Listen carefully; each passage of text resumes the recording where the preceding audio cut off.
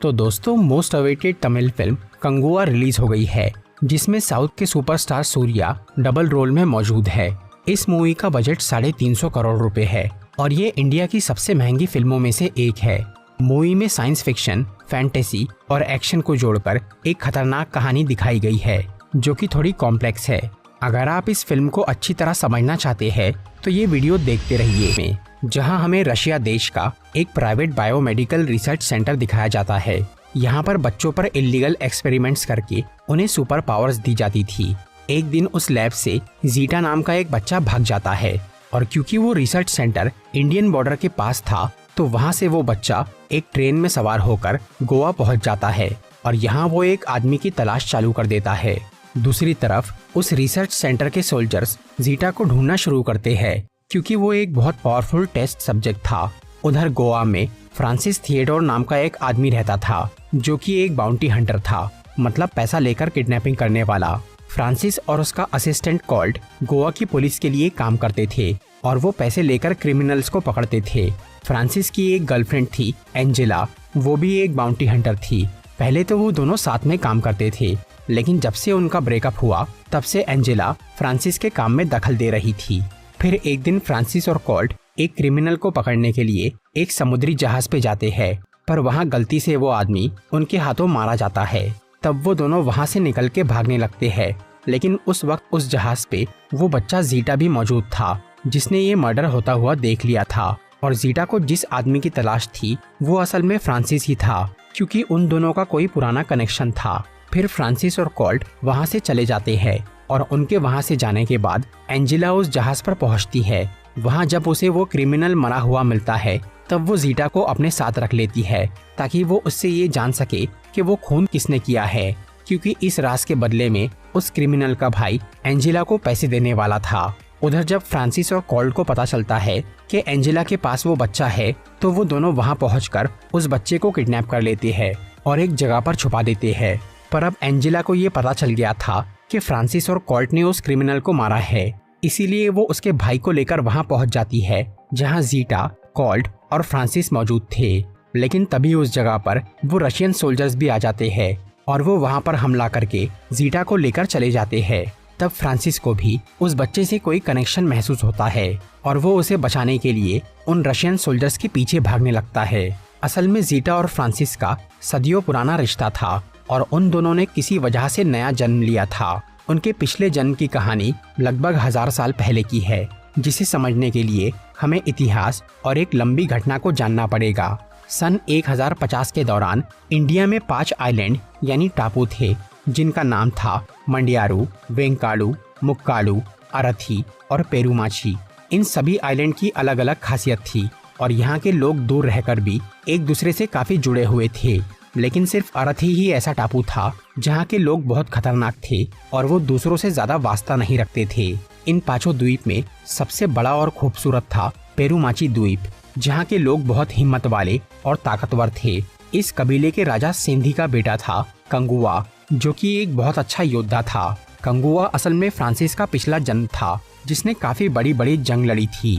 सन 1070 में कई सारे रोमन सोल्जर इंडिया आए थे और उन्होंने इन 5 आइलैंड में से किसी एक पर कब्जा करने का सोचा था, जिसके लिए उन्होंने एक बंजारे आदमी मियासन से मदद मांगी, जो कि उन 5 टापू के बारे में अच्छी तरह जानता था। मियासन से बात करने के बाद वो रोमन सैनिकों ने पेरुमाची को हथियाने का फैसला किया, क्योंकि वो द्वीप सबसे बड़ा था, पर वहाँ कब्जा करना काफी मुश्किल था, क्योंकि वहाँ के लोग बहुत ताकतवर थे।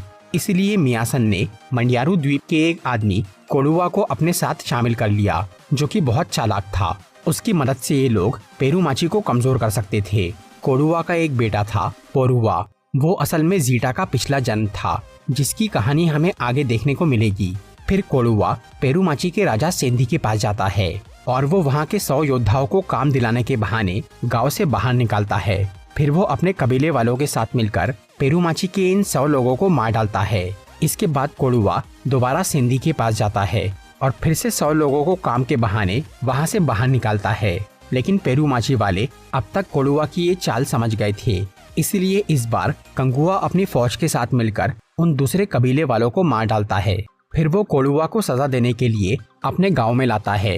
यहाँ राजा और सब लोग कोलुआ को जिंदा जलाने का फैसला करते हैं और उसके परिवार को भी वही सजा देने की बात होती है। लेकिन कंगुआ इसके पक्ष में नहीं था। वो कोलुआ की गलती के लिए उसके परिवार को नहीं मारना चाहता था। पर जब गांव वाले उसकी बात नहीं सुनते तब कोलुआ की बीवी कंगुआ को अपने बेटे की रक्षा करने बोलती है और वो अपने पति के साथ आग में जल जाती है। तब कंगुआ सबको बोलता है कि आज से पोरुआ उसका बेटा है जिसे कोई कुछ नहीं कहेगा। फिर वो पोरुआ को अपने साथ रखकर उसे काफी कुछ सिखाता है।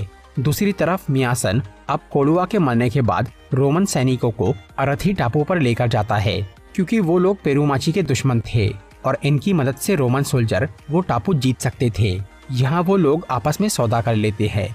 तब अरथी का राजा उधीरा चुपके से पेरुमाची वालों को मारने का प्लान बनाता है और एक दिन जब कंगुआ और उसके साथी बिना हथियार के जंगल से गुजर रहे थे तब वो लोग इन पे हमला कर देते हैं। इसके बावजूद भी कंगुआ और उसकी फौज अरथी के लोगों को हरा देते हैं, जिसमें उधीरा के 2 बेटे भी मारे जाते हैं। पर इस लड़ाई के बीच में कोलुआ का बेटा पोरुआ अपने बाप की मौत का बदला लेने के लिए कंगुआ पे वार कर देता है। हालांकि कंगुआ को ज्यादा चोट नहीं लगती, लेकिन पोरुआ की इस हरकत से एक बार फिर से सब लोग उसके खिलाफ हो जाते हैं और राजा सेंधी उसे काले जंगल में भेजने का फैसला करते हैं, जो कि एक बहुत खतरनाक जगह थी और वहाँ जिंदा रहना नामुमकिन था। लेकिन क्योंकि कंगुआ ने पोरुआ की मां को उसकी रक्षा का वचन दिया था, इसलिए वो अब भी उसे बचाना चाहता था। पर क्योंकि राजा का आदेश टाला नहीं जा सकता था, इसलिए कंगुआ भी पोरुआ के साथ काले जंगल में चला जाता है। पोरुआ अपने पिता से बहुत प्यार करता था और क्योंकि कंगुआ की वजह से उनकी मौत हुई थी, इसलिए वो उसकी जान का दुश्मन बन गया था। पर कंगुआ इस बच्चे का दर्द समझ रहा था और वो उसके दिल की आग को शांत करने के लिए पोरुआ को ये वचन देता है कि वो उसके हाथों ही मरेगा। लेकिन अभी पेरुमाची और अरथी में जंग छिड़ गई थी, इसलिए कंगुआ पोरुआ को बोलता है कि फिलहाल उसे अपने लोगों को बचाने के लिए जिंदा रहना जरूरी है, पर इस युद्ध के बाद वो उसकी जान ले सकता है। फिर वो दोनों काले जंगल में पहुंच जाते हैं, जहां कंगुआ पोरुआ को जंगली जानवरों से बचाता है और उसका काफी ख्याल रखता है, जिसकी वजह से पोरुआ का गुस्सा शांत होने लगता है। दूसरी तरफ उधीरा अपने बेटों की मौत से बहुत परेशान था। तब कुछ रोमन सोल्जर उसकी हार का मजाक उड़ाते हैं और उससे अपने पैसे वापस मांगते हैं, इसीलिए वो उन्हें मार डालता है। क्योंकि अब उधीरा पैसों के लिए नहीं बल्कि अपने बेटों की मौत के लिए कंगुआ से बदला लेना चाहता था। अभी कुछ दिन बाद अरथी और पेरुमाची में जंग होने वाली थी, लेकिन उससे पहले ही उधीरा का तीसरा बेटा थुप्पन पेरुमाची की कुछ लड़कियों पर हमला कर देता है और कंगुआ को सामने आने बोलता है। लेकिन वो सब लड़कियां मिलके थुप्पन और उसके साथियों को मार देती है। फिर 5 टापू वाले एक खास जगह पे मिलके इस मुद्दे पर बातचीत करना शुरू करते हैं कि गलती किसकी है, पेरुमाची की या अरथी की। लेकिन क्योंकि अब उधीरा के 3 बेटे मारे गए थे, इसलिए वो बहुत गुस्सा हो जाता है और सरेआम राजा सेंधी को मार देता है और जंग का ऐलान कर देता है। उधर कंगुआ को ये खबर मिल गई थी कि उसके पिता मारे गए और अब अरथी के लोग उन पे हमला करने वाले हैं। फिर जब उधीरा अपनी सेना के साथ समुद्री जहाज से पेरुमाची से लड़ने जाने लगता है, तब कंगुआ अपने लोगों को बचाने के लिए जंगल में युद्ध की तैयारी कर लेता है। फिर वो वहाँ पर बहुत सारी मशालें जला देता है, जिससे उधीरा को लगता है कि पेरुमाची के लोग डर के मारे काले जंगल में छुप गए हैं। इसलिए वो अपना रास्ता मोड़ के अपनी सेना को काले जंगल में भेज देता है। वहाँ कंगुआ ने आग, पानी और जानवरों की मदद से ऐसे जाल बिछा के रखे थे जिससे वो अकेला ही अरथी के सभी योद्धाओं को मार देता है। लेकिन लड़ाई के बीच में उधीरा का एक साथी जंगल में आकर पोरुआ को किडनैप कर लेता है और उसे लेकर जहाज पर चला जाता है ताकि कंगुआ उसे बचाने वहां आए और उनके जाल में फंस जाए। फिर जब कंगुआ उस जहाज पर जाता है, तब उधीरा पोरुआ को एक रस्सी से बांधकर समुद्र के पास लटका देता है। इसके बाद वो उस रस्सी को छोड़ देता है, जिसे कंगुआ पकड़ लेता है और वो उधीरा के साथ लड़ाई भी करने लगता है। पर एक हाथ से पोरुआ को बचाना और दूसरे हाथ से उधीरा से लड़ना बहुत मुश्किल हो गया था और कंगुआ हारने की कगार पे पहुंच गया था। तब पोरुआ को एहसास होता है कि कंगुआ उससे कितना प्यार करता है और उसके लिए उसने अपनी जान और कबीले को भी दांव पे लगा दिया है। इसी वजह से पोरुआ अपनी रस्सी काट लेता है ताकि कंगुआ उधीरा से जीत जाए और पेरुमाची को बचा ले। तब पोरुआ पानी में गिर जाता है और उसे बड़ी मछलियां खा लेती है। ये देखकर कंगुआ को बहुत बुरा लगता है और वो उधीरा से लड़कर उसे मार देता है। पोरुआ के मरने से कंगुआ का वचन टूट गया था कि वो उसकी रक्षा करेगा और उसके हाथों मरेगा। इसी वजह से कंगुआ ये कसम खाता है कि वो फिर से एक नया जन्म लेकर पोरुआ का एहसान चुकाएगा। दूसरी तरफ अरथी टापू के लोग शोक मना रहे थे कि उनका राजा और उसके तीनों बेटे मर चुके हैं, इसीलिए अब वहाँ शासन करने वाला कोई नहीं है।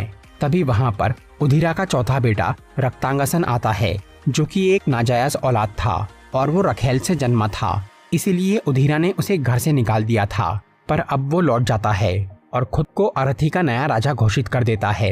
रक्तांगसन बहुत खतरनाक और जंगली आदमी था, उससे सब लोग डरते थे और अब वो खुद को सबसे ताकतवर साबित करने और अपने बाप की मौत का बदला लेने के लिए कंगुआ को मारने का फैसला करता है। इसके बाद हमें भविष्य यानी सन 2024 का समय दिखाया जाता है, जहां कंगुआ का नया जन्म फ्रांसिस वो बच्चे जीटा यानी पोरुआ के नए जन्म को बचा रहा था। उस रशियन ऑर्गेनाइजेशन ने जीटा को सुपर पावर देने के लिए उसके दिमाग के साथ छेड़छाड़ की थी, इसीलिए उसे अपना पिछला जन्म याद आ गया था और वो कंगुआ को पहचान गया था। लेकिन फ्रांसिस को अपने इतिहास के बारे में कुछ नहीं पता था, उसे बस वो बच्चे के साथ कोई अनजान रिश्ता महसूस हो रहा था, इसीलिए वो उसे बचाने में लगा था। फिर वो उन रशियन सोल्जर्स का पीछा करता है जो उसे एक प्लेन में अपने देश लेकर जा रहे थे। वहाँ फ्रांसिस उन सोल्जर्स से लड़के जीटा को कैद से छुड़ा लेता है और अपने घर लेकर चला जाता है, जहाँ जीटा अपनी पावर्स को टेस्ट करना चालू करता है और वो सिर्फ इशारे से कई सारी कार्स को हवा में उड़ा देता है। इस सब के बीच हमें ये पता चलता है कि वो रशियन ऑर्गेनाइजेशन का बॉस रायन असल में रक्तांगसन का पुनर्जन्म है, जो कि अपने पिछले जन्म के बारे में जानता था और वो फ्रांसिस को भी पहचान गया था कि वो कंगुआ है। और क्योंकि फ्रांसिस ने जीटा को उनसे छीन लिया था, इसीलिए अब रायन खुद फ्रांसिस और जीटा को पकड़ने का फैसला करता है। इसके आगे की कहानी इस मूवी के सेकंड पार्ट में दिखाई जाएंगी, जहां हमें पता चलेगा कि सन 1070 में कंगुआ और रक्तांगसन के बीच क्या हुआ था और अब इन सब ने नया जन्म क्यों लिया है। तो दोस्तों, ये थी कंगुआ मूवी की एक्सप्लेनेशन। अगर आपको ये वीडियो अच्छी लगी हो तो इसे लाइक,